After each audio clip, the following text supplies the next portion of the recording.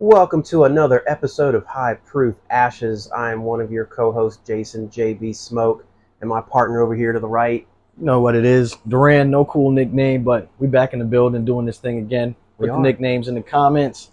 You know, we might eventually pick something or see something. Who knows? I mean, at this point, it's just an ongoing, gag or whatever. Yeah, it's just fun, right? Yeah. But today we have something a little extra special, I think. Yeah. So you guys have heard me mention before that I'm part of a cigar club that sends you sort of like rare exclusive cigars. And today we are going to smoke one of those. I'm actually really excited about this. I have some pretty high hopes based on you and me what's on both. the card. Yeah, right. You and me both, dude. So we are going to smoke the Privada Club Rare Rojas, and they boast that this thing is supposed to be as close as possible to the Cuban Partagas No. 4. Now, we've both had the Cuban Partagas No. 4. That is a bold statement. That's a bold statement. So I haven't opened it. I haven't smelled it, anything. But one key thing here is it says it's aged for 2 years. So we've got almost an añejo. It smells good. I tell you that. Like, does it? Let's see. I can't even wait. Normally we introduce our bourbons before we even open the cigar, but let's see. Oh man. Yeah, man. That does smell good. I normally you wouldn't see us like smelling the outside of a cigar like this, but like this one specifically, for the comparison that it is, like the smell of this means a lot, right? Yeah. Like, closed foot too. It's close. Man, okay. I'm super excited, and these are supposedly going to be available. They for purchase. They don't release them like right away, like when you get the pack. Right. So you kind of got to wait a little while for them. But if this is good and it's affordable, you can see getting a few of these. But for our bourbons, so we have something that I was recently able to acquire that we brought you a different version of it in a previous episode, and I was able to acquire the Old Elk 2021 Infinity Blend. So the previous one that we brought you was the 22, and it had 5 or 6 different components, but one of the key components of the 22 is that it's got 18% of this. So but the build on this is 60% their bourbon, 6-year bourbon, and then they have the rest of the 40% is a combination of 11 and 12 year. Yeah. So this one is straight up bourbon. Yeah. So that'll be very interesting. And then you have our other bottle. Yeah. So I brought an Uncle Nearest. We haven't done an Uncle Nearest on the podcast, but this was kind of twofold, right? For one, Uncle Nearest is local to our state of Tennessee, right? Yep. And for me, it's a big deal. Loving to support Black businesses when I get an opportunity, right? Like Uncle Nearest is a wholly Black-owned business. And it's woman-owned business. And it's woman-owned business as well. Yeah. Right? So this is a brand that is really making the rounds and making some noise in the industry. So this is the Uncle Nearest 1856. It's 100 proof, and I think we looked it up. It's between 8 and 10 years.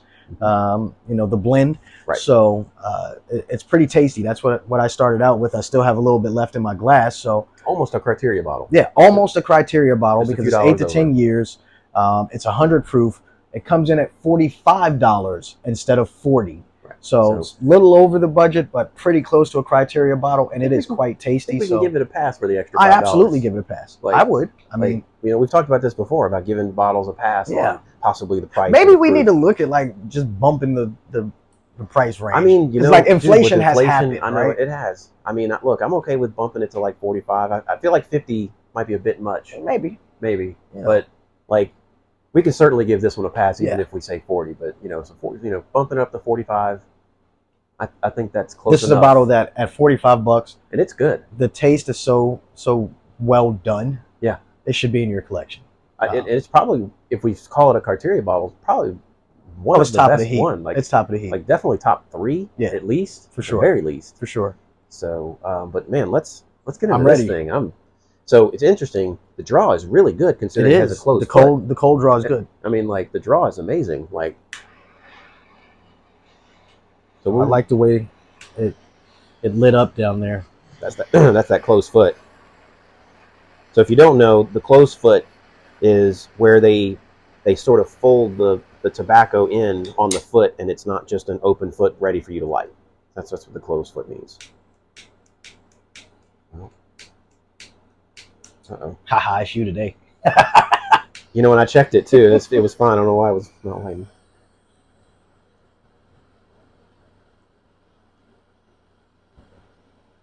Dude. Got initial light. Wow. Got initial light. Wow. Okay. I'm going to shut up until I get about a third into it. Well, but I mean, they even talk. You know, so you're gonna see us looking at the cards. So they send these little cute, you know, neat little cards. But they even talk about the foot having a hint of hazelnut, and like I kind of got that.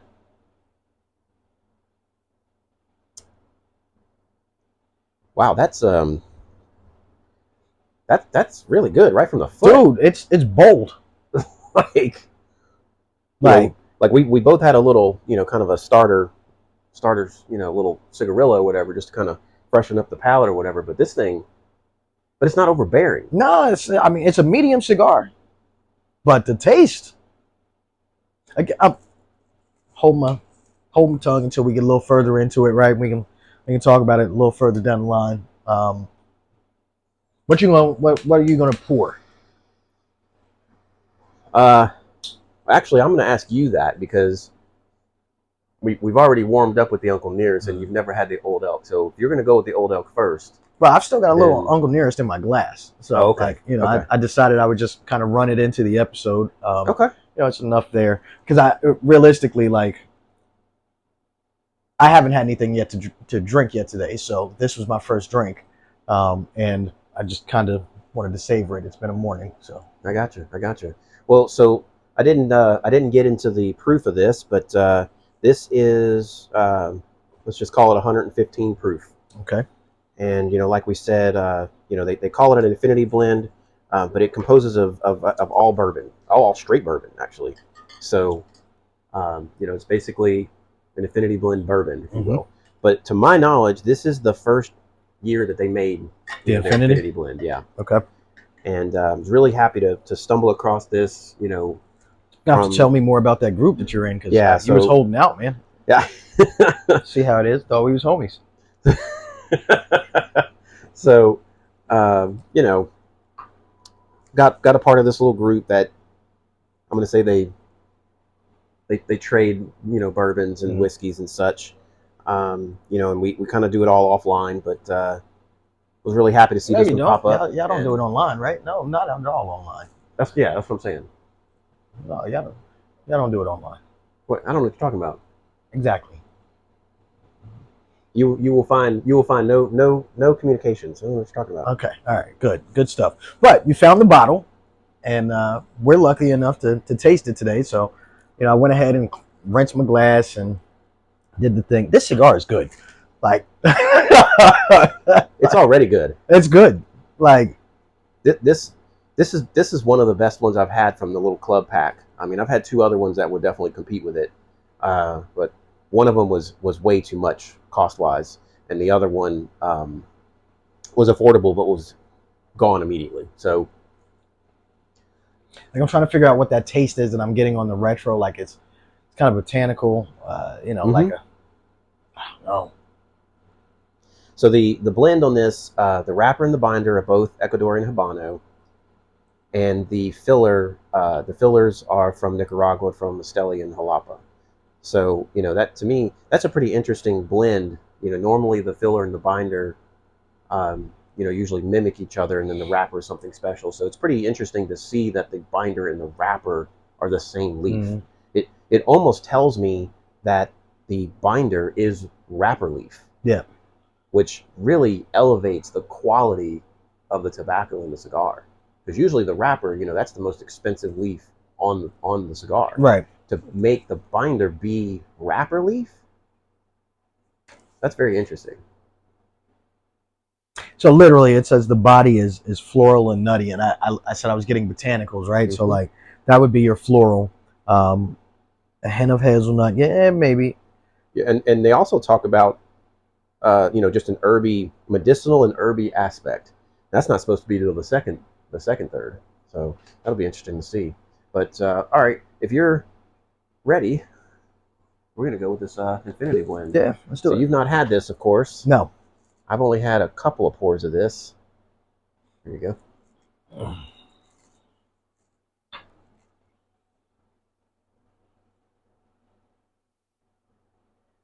And you're not going to get the flavors or the aroma of the other one because the 22 is like half wheat. I know. And this has no wheat. Well, which my favorite part of most Old Elks is the wheated. I know. So there's probably very little, if any, wheat in this. So I can tell you it smells proofier. Right. Right. Like it definitely smells proofier. Like the ethanol is there, more prominent. This might be one that we have to let rest in the glass. Whew. Okay. I mean, I'm I wasn't here yet, but I'm here now. Like, sheesh.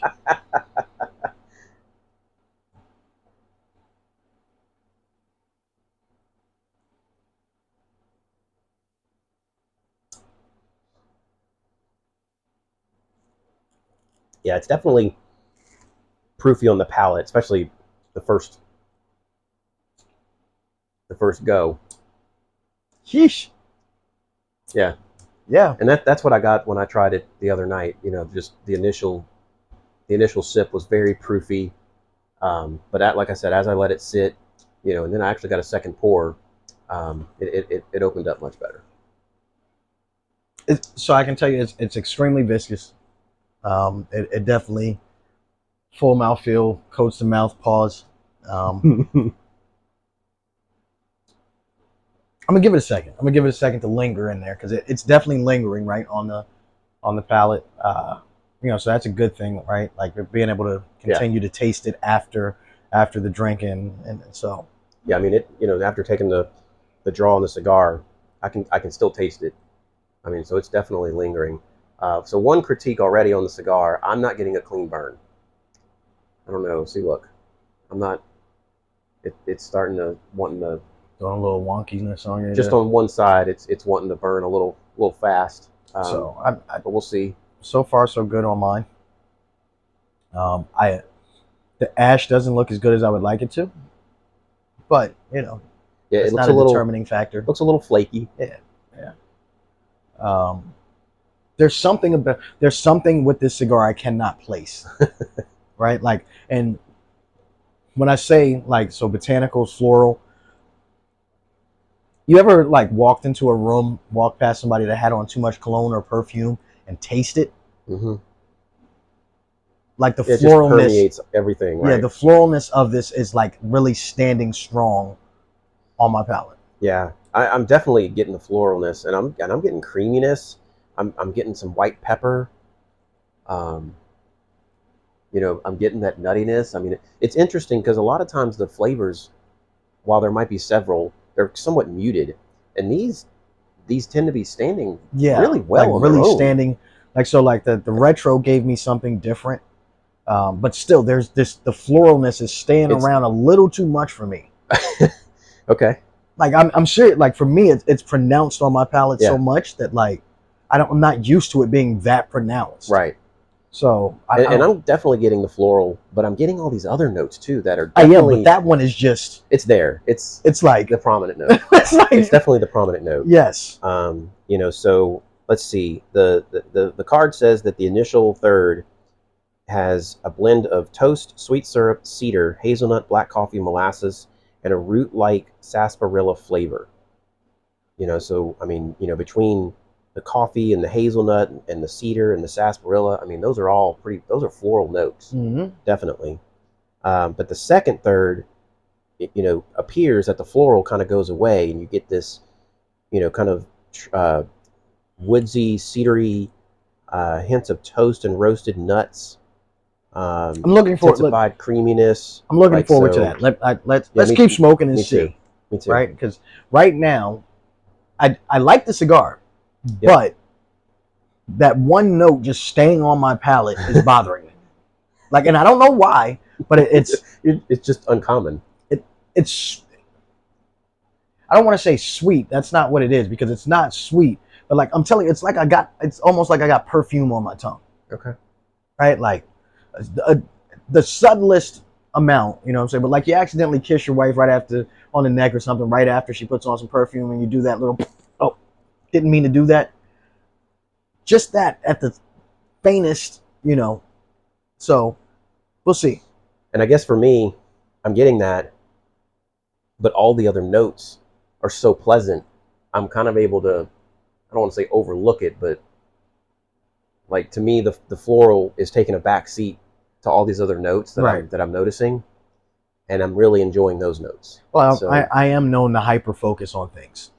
So, I mean, ask my wife. Like, you know. Yeah. Oh, so the blend, real quick on this, because I don't think we actually covered it. So it's 60% 6-year straight bourbon, 24% 12-year straight bourbon, and 16% 11-year straight bourbon. And then I think we looked it up. The 22 blend has 18% of this. Yes. Along with a hefty amount of wheat. Yes. So, which I think makes it. I can give you I lean towards the 22. The 22 is it for me. I definitely lean towards the 22, but it's so far so good. It's that's good. Because we love wheat. We like wheat whiskeys. I mean, wheat bourbons. Like, we really lean towards the wheated stuff, you know. So, and I knew the blend of this before I got it, and that didn't deter me. I just thought it would be really neat to have both the 21 and the 22, and then when the 23 comes out, I look forward to getting that one as well. Yeah, absolutely. Let's see. I'm gonna revisit this and see where we're at here. Feels like maybe I just burned up my nose, but it feels like it burned off a little bit. You know, like it might have mellowed out a bit. No, it definitely mellowed out some.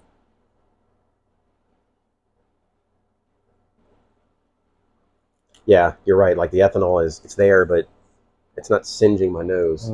Yeah. Just give this one a minute to breathe, right?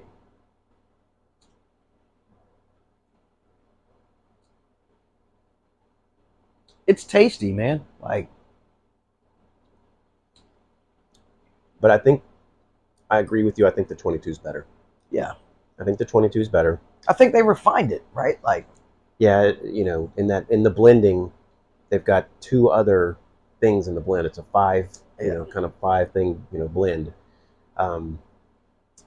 You know, so they had to start somewhere, I guess. And that's always it, right? So like if you know, we're not 100% sure, but we think this was their first shot at that at the Infinity. So, you know, check us if we're wrong. Put it in the comments. Let us know. But for a first shot, it's a very good. It is. It's very good. Yeah. I mean, it stands above a lot of things. I'm surprised that they didn't put wheat in this one. Again, my whole thing about Old Elk is I love their wheated products. Yeah. And maybe they just wanted to make a non-wheated product, you know, that was this blend, you know, to see, you know, and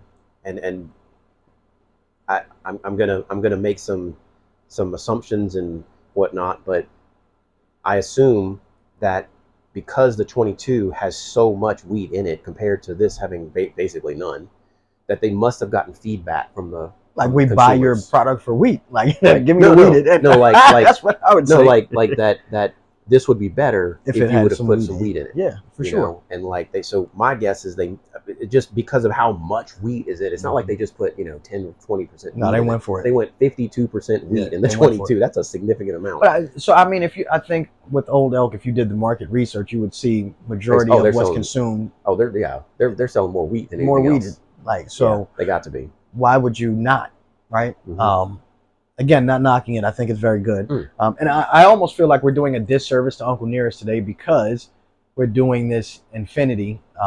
You know, and we'll get to the Uncle Nearest. I mean, I think we definitely need to put Uncle Nearest in the spotlight as well. Yeah, for sure. Well, it's just the Old Elk is like, Price comparison.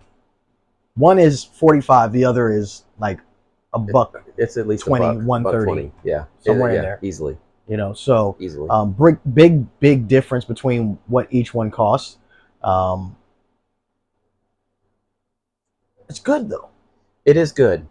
It's just so I've had the 22. I know, and it's so good. Like it's so good. Yeah.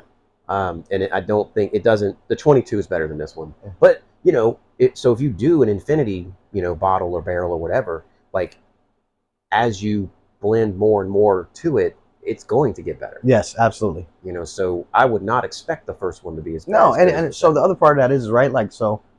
When you think about the 22, so what this 18% that's in it has aged more as well, right? Like so, you know. I don't know what they stored, you know, this in, waiting to put it in that. But it, like, regardless, it's still it sat for another. Yeah, but I don't know that they left it in a barrel. Is what I'm saying. I would hope to God they put it somewhere and did it fresh, right? I mean, they could have done like what Chat Whiskey does and put it in those big wooden vats. That's true. You know, that's very true. But like, it won't age very much. Yeah, that's true. Because so a 50-gallon barrel, it takes, you know, a long time to age something. Mm-hmm. The smaller the barrel, the quicker it ages. So if they did it anything, they put it in a bigger barrel, right, or whatever, and so it probably didn't gain too much aging. I think that the reason we like it so much better is the wheat. I know that's the reason. I mean, that's not even a question. Like, you know, so and I tell you, they do wheaters really, really well. Mm-hmm. Like they've just, man. Like I feel like 22 is exceptional, right? Like it's that good. This is just good. Yeah, I'm not disappointed with it at all. No, I'm not disappointed, but it is definitely not 22. No, but making it stand on its own, I think if I had never had the 22, I would think that it is right, very, very good. Right. But that's the problem with what we do, right? Like, I know, right? Once you taste that better bottle, how do you go back? So, going with that story, one of our friends, you know, he's a Russell's Reserve fan, just like I am, and he recently bought the single barrel. And he was ruined. But he hadn't cracked it yet. Yeah. Okay. So I had mine with me. Are you talking about Pat? Yeah. Yeah. Yeah. Because he couldn't stop talking about it. Right. So I brought mine in and I was like, so, you know, you need to go ahead and try it, like, you know, and you'll know. Mm-hmm. And he tried it and just was like, this is what Russell's was meant to be. Yeah. And so he actually tried it and then went to the regular Russell's, and his response was, "This tastes watered down." Yeah, we finished a bottle of Russell's that night. Like after you left, we finished a bottle of Russell's. So I've got my, you know, reserve at the house that'll never see the light of day. Was it yours? Yeah. Oh, okay. Yeah. Well, so he was like, you know, I'm gonna have to go. He hasn't even cracked his bottle yet, and he's like, I'm gonna have to go get another one, like just to have it, because they're so hard to get. Realistically, I should have looked at the counter today when I was there and seen. You probably should have. Probably should have snatched one, but you know, hey, it is what it is. And I've got to find somewhere new to store. I'm out of space. Like I'm not even kidding. I'm pretty much forcing bottles in places they shouldn't be right now. Like, I am with you. So I'm having to kill bottles as I buy new bottles. Yeah. Yeah. And that's not healthy. Not healthy at all. So with that being said, let's give our statement. Yeah. Drink responsibly, like which we do. You'll see that we have our glasses. It's so funny. You're following it up. You're following what I just said with that. Yes. Drink responsibly. You know, drink responsibly. Make sure that you drink lots of water. You know your limits, right? This is something we do, you know, and I don't want it to sound like we're just out here drinking crazy, because we're not, right? Like when we say we're killing a bottle to make space, we've had these bottles for a long amount of time, and you know, finally we're like, all right, some new stuff is coming out, let's finish this. So we take it and share it with the masses. Like we take it and share it with our group. Yeah. We don't sit on the couch and drink a full bottle of bourbon. Well, like I can see one from here right now, and there's probably 2 or 3 ounces in there. Yeah. Like I need to just go ahead and kill that. Yes, absolutely. You know, and that's not something I need to bring into the lounge. No, that's a Saturday in the lounge. I can see this bottle's kind of low. I might as well Yeah, tap that out yeah, in the next couple of hours. yeah. I mean, you don't want to let 2 or 3 ounces sit in the bottle for weeks, months, whatever. It'll really start to affect its flavor, Yeah, that sort of thing. So, I've been eyeballing my grape good times because it's low. I saw a picture of a man. What was it? It was like a grape, like a double grape. They like aged it like twice Really? in like two different grape barrels. Yeah, I saw a picture of it just online, just whatever. Huh. And I was like, man, that's okay. That's interesting. Yeah, yeah. The blackness in me says, please. Can I have some? Who knows? I love it. Well, I'm going to go to this Uncle Nearest, and we need to put this Uncle Nearest in the spotlight now. Like you said, this is made here in Tennessee. Yep. In Shelbyville, which is right outside of Nashville, right? Correct. Yeah. So they do it all, right? They distill it, age it, bottle it, the whole nine Everything yards. right there. And they've got several different iterations of their product. And we've been able to recently try some really good ones. What is it? The Master Select or whatever it's Master called. Blend. Master Blend is phenomenal. But I think you can only get it at the distillery. Correct. And it's not cheap, right? It's $50, I think. It's over 100. I don't know the exact price. Yeah. The other thing cool about Uncle Nearest is that Uncle Nearest is where Jack Daniel's recipe came from. That's right. So, I'm not going to go into the whole backstory of all that, but like if you're a fan of bourbon and whiskeys, like you should look up Uncle Nearest and learn the story. Check out, and then you'll be much more likely to go buy a bottle. Right. But these ladies, Fawn is the CEO, and then you've got, I believe her name is Victoria Butler, is the blender. Who is if I'm not mistaken, Victoria is a descendant of Nearest Green. Really? Yes. Okay. That's interesting. I didn't know that. So black owned, woman owned, and they are doing their thing, winning many awards. And they've set a Guinness record for having the longest bar in the world. Yes. Right? Yes. Like longest. They've got a monster bar. Yeah. It's huge. So if you've not visited their their distillery and their facilities, definitely recommend it. I can't remember the name of the bar, but I can't remember it, but we can get some guests on here that have been and visited, and I have not done a distillery tour yet. I really need to put that on the calendar to haven't either. Just head out there. I haven't either. Just haven't done it. I mean, maybe that's something we jump on and do. We do. Yeah, we need to try to do something this fall. But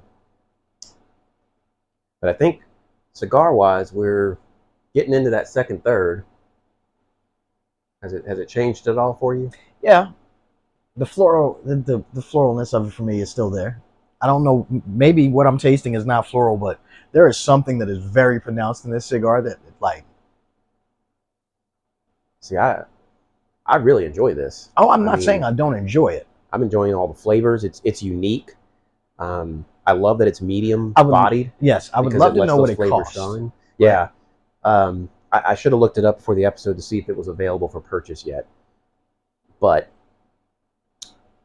I will try to look that up for when we post this episode. It's tasty, man. But I mean, in the pack, so the pack is relatively cheap in my eye. Like for what you're getting, the cigars end up being about $13 a stick. I would pay $13 for this. You know what I'm saying? Like that's a pretty good deal. I would definitely pay $13 for this. This is a cigar that it has everything you want in a cigar. That's my thing. Like to me, this could be easily a starter cigar. This could be a middle, of the. I don't think it could follow a really heavy cigar. No. I would have trouble following it. No, but it's just I'm really enjoying the flavor profile. Yeah, like there's so many flavor notes. Hard to place because we don't really do that. As far as yeah, that's not our thing. Like I can't. Yeah, I don't really do that. Like even though I've been smoking for a long time, it's not something that I do. But the flavor profile is very enjoyable. It's very different. which was the reason why I joined this club, is Right, that to try some new and different I want things. some stuff to give me different flavor profiles. Like I feel like the stuff that's out there, big box, is just it's they're close. You know, a lot of stuff's close to the same stuff, or I just don't like it and I don't go to it. You know, so how'd your burn end up? It definitely cleaned up. Okay, it's definitely cleaned up. Mine's not perfect, but it's pretty straight now. It's pretty good. Yeah. You know, and I did ash it, so. So you haven't gotten into the band, so tell us about the band. And it's not a very ornate band. It's you know it's so here's my issue with the band. It's kind of a knockoff. Okay, so to be clear, every cigar that they include in this pack is a knockoff of something else. Yeah. Okay, so I didn't know that. Yeah, I didn't know that. Yeah, so like, you know, I'm thinking of like the Not Tony. They literally had Tony the Tiger on it. Yeah, yeah. Like, you know, it wasn't quite Tony the Tiger, but it was close enough where you would recognize it. So I mean, this, you know, it's a basic band, right? Yeah. It's good looking though. It says Privada Club. Yes. Okay. We've got a crown, right?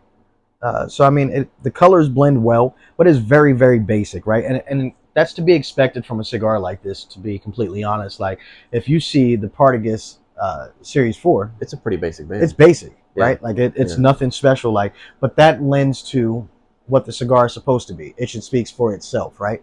Now, again, I do like the bands that are elaborate and that type of thing, but I have no issues with this because this cigar smokes so well that once you smoke it, you're gonna remember it, and you're gonna remember this band as well. But there's nothing fancy about it, to be completely honest. I mean, it's good looking, you know, red, white, gold.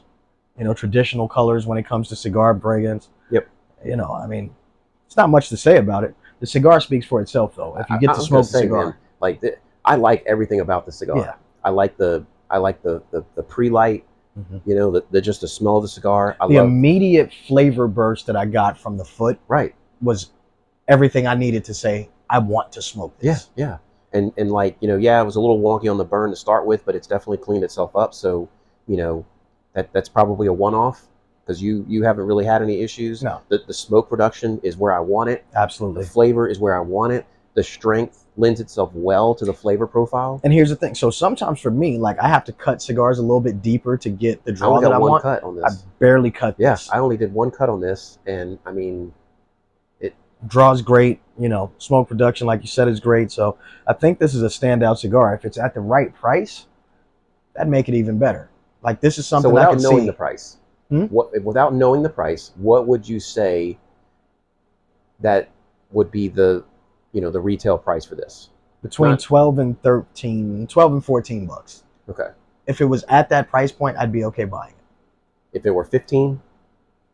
I'd probably jump to Damaso. Okay. Because I feel like they're similar as far as like the taste, not as far as like the taste of the two cigars, but like what I get from the two cigars, right? Like, so the experience that I get from a Damaso. Right. I like that. I like that. So I actually started with a Damaso yesterday. So my thing is if this was sub 15, 14 or less, probably be this. If it's above 15, I think I would still stick with Damaso just because it's something I know. And I know with Padron, it's always going to be the same. I think that I could do 15 for this, only to get a different cigar, just having variety in life. You know what I'm saying? I would be there on 15, but I don't know about more than that. I don't know about more than that. Again, I'm with you. I think this should be 12 to 14. Yeah. So my thing is like, it's also a matter of what part of the day I'm in, right? Mm-hmm. Like, so all of those things matter because, like, if it's been a long day at $13, I might go UC. Yeah. Right. Yeah. But you get something different from the UC. You do. I get the full body, right? Like, so, and a different flavor profile. Mm-hmm. It's a cigar that I know I really, really like. Yeah. So this would be for me, like, coming in, I just walked into the lounge. It's my first cigar. I know I'm going to have a couple. Mm-hmm. I would definitely grab this. If I've only got time for one, this might not be my pick. I can see that. I could definitely see that, especially for us. But for those with a palate that don't go to the full body and full flavor, absolutely, I'm like, here all day. This right here. This is a special cigar. Yeah. Right. Like, and that's the way I feel about the Damaso though. Right. Yeah. Like, so I even think, to be completely honest, I think this is a little bit stronger than the Damaso. Mm-hmm. Right. So that might make, and the problem is I've had a lot of Damasos. Right.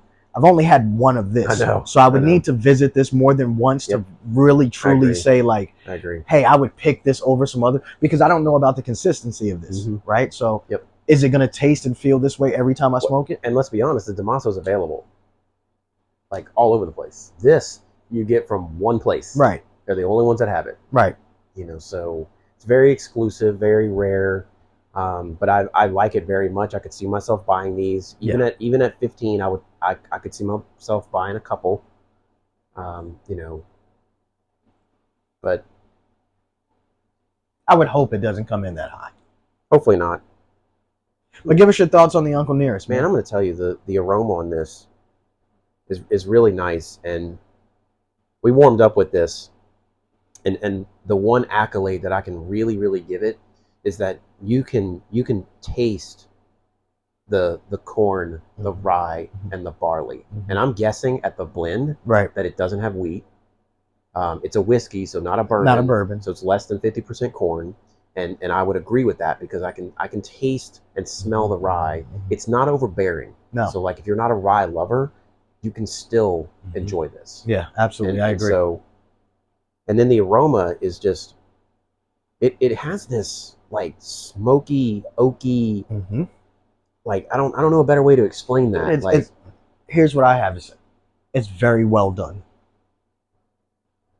It's very well done. It is so balanced across the board. And then the age, like, you know, can taste age, taste, you know, viscosity is good. Like everything about, for it to be, it could be a more expensive bottle. It could be. It honestly could be. Like those flavors are so balanced. And like I said, you taste that age, and like I can literally pick out the rye, the corn, and the barley. That's crazy. Like if I had to guess, and I'm just, you know, and I'm not Corey, like I'm gonna suck at this, right? But like to me, this is easily a 40% rye, you know, a 40% corn, and a 20% barley. Let's see. Like it might even be more. It might even be like a 55 rye, you know, a 10 barley, and a 35 corn.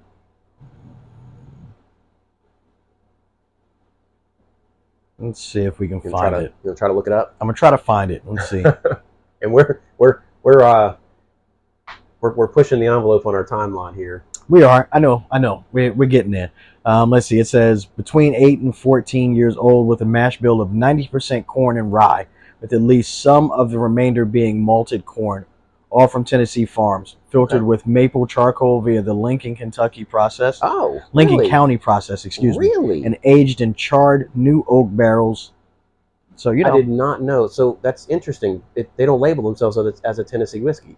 Who doesn't? Even though Uncle this right here. Nearest, yeah, they do. No, I mean like, so it doesn't say Tennessee whiskey. Yeah, but it's got the Tennessee. No, I know, but I'm saying like it doesn't have it on the label. No, it doesn't. And but I think if you read it, it says something about Tennessee. But usually when they use the Lincoln County process, they call themselves Tennessee whiskey. Yeah. So that's interesting because, wow. All right. Well, we're at time. We need to wrap this thing up. Yeah. So as far as a cigar, I mean, I think we've given it plenty of accolade. Yeah. Like it's a really good cigar. It's a good medium bodied, you know, I don't know, medium to full flavor. I wouldn't give it full flavor. I'm not going to go full. Yeah. I would say it's a little bit more than medium. Mid-medium. You know. Mid-medium, right? Like so it's something like that, yeah.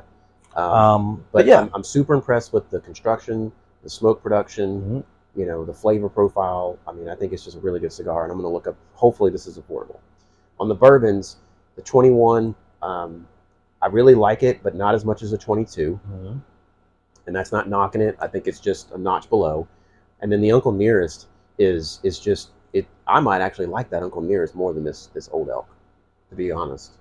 I didn't want to say it out loud because I didn't want to be disrespectful. Why would it be disrespectful? Man, because we're honest on this podcast. I know, but like it's $100 bottle, like it's $130 bottle. Look, sometimes they don't measure up. And that's my thing. You know? So I like the Old Elk, But if I were going to the store and I was like, there's that Infinity 2021 Old Elk or that Uncle Nearest at 45, it's that Uncle Nearest.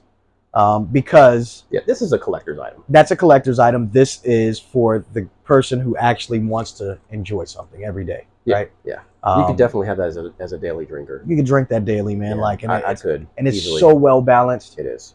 It should definitely cost more than what it does. That does not mean we're condoning raising the prices. So leave it where it's at. I think at 45, it's phenomenal. But that's all I got on them, man. Like the Uncle Nearest is very pleasant. I'm super supportive of this brand. Like I have this bottle at home signed by Fawn and Victoria. So, that's awesome. you know, and it hasn't been cracked. It's probably not going to be cracked. You know, it's one of those things, but hard to crack that one, right? Yeah. And it's that bottle, right? It's that bottle. Yeah. So I mean, you don't need to. You can just go $45. Just go get another one. Yeah. Yeah. But that's all I got, man. Should we wrap it up? Or wrap it up. All right. Well, y'all know what it is, man. Thanks for joining us on another episode of High Proof Ashes. I'm Duran, and my co-host is...